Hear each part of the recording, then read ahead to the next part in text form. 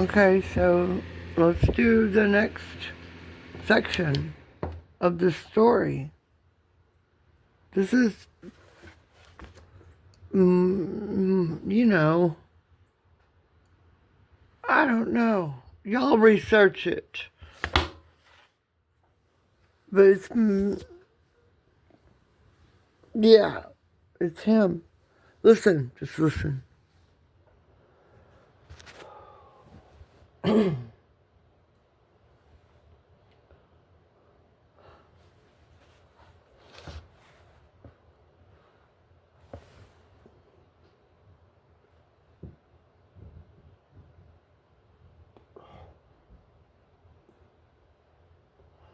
Jacob was sore distressed when he heard the news.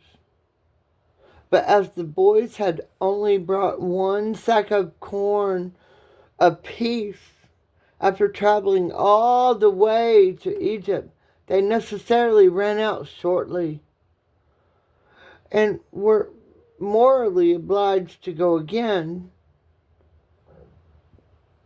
Jacob nerved his heart and parted with his young boy.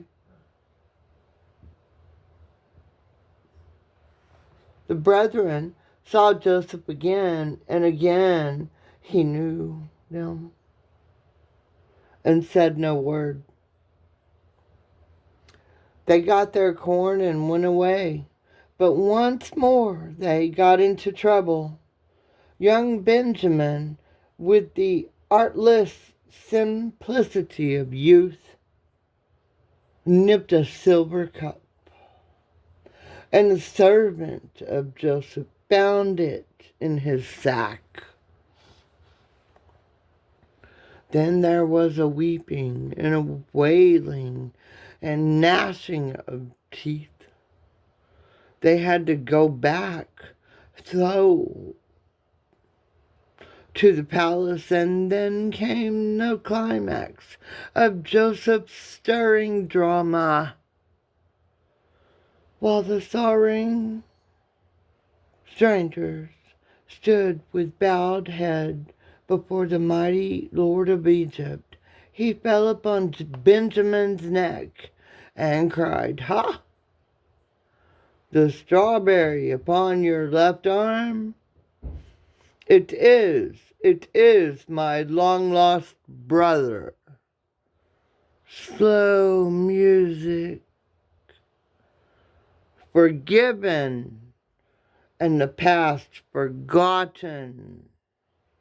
The brethren of Joseph rejoiced with a joy they had never known before.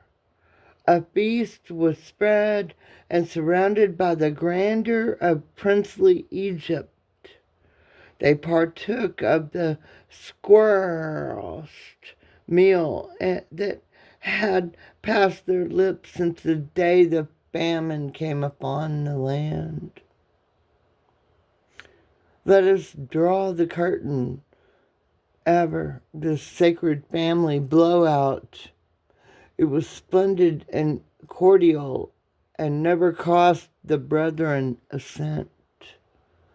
One day old Jacob lifted up his eyes and saw a caravan winding its long line over the hills.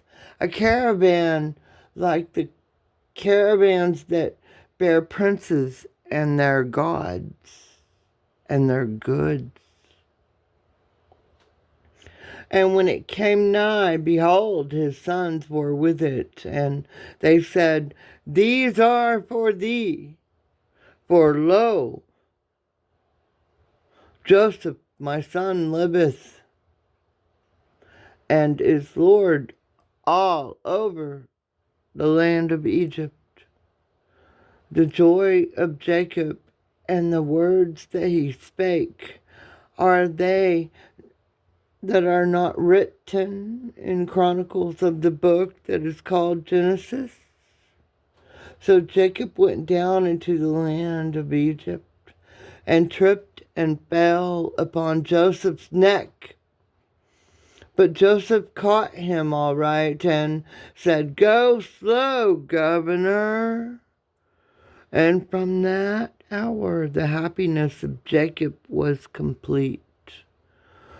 Through Joseph, he and his sons were honored in the land of all their days, and they prospered mightily and never knew sorrow anymore. So ends the story of Joseph, the most touching and beautiful, and also the most dramatic in the Old Testament. Of all the patriarchs, Joseph was the noblest. In his perfect character, one can find no flaw. From his boyhood onward to the day of his death,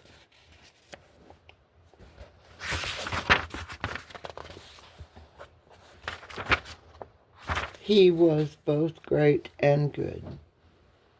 At one time or another of their lives, of the other patriots did things that were not entirely credible. But Joseph's record was clear from the beginning even unto the end.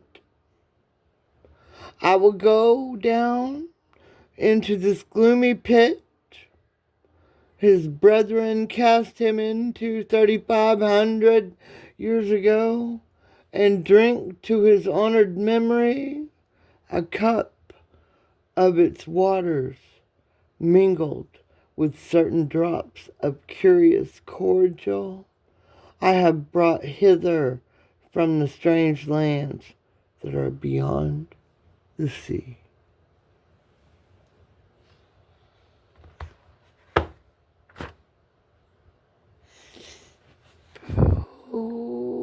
Oh, God, boo.